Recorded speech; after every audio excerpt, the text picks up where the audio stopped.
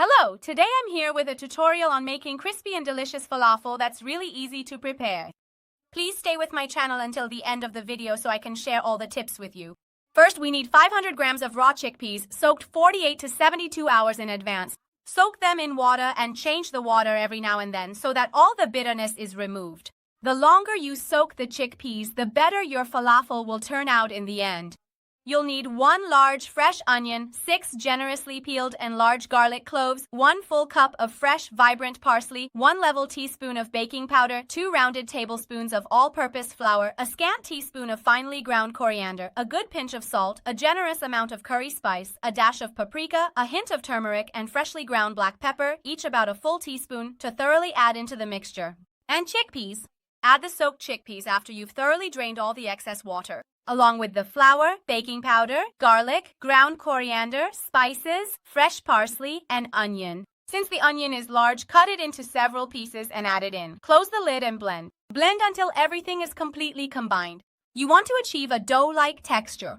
You can also use a meat grinder to mix it.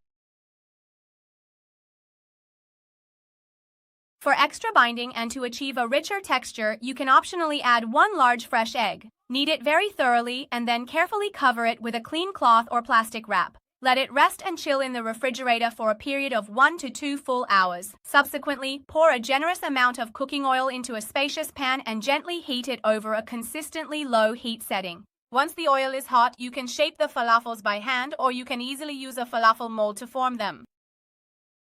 Keep a bowl of water next to you, and each time before you scoop the falafel mixture with the mold, wet the mold so the mixture doesn't stick to it.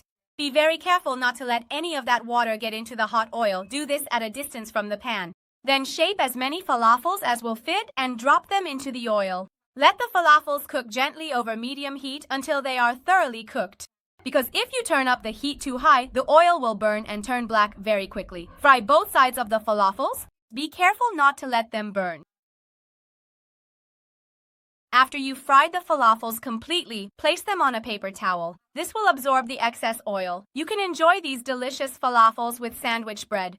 Thank you for staying with my channel until the end of the video. I'd be happy if you follow and stay with me.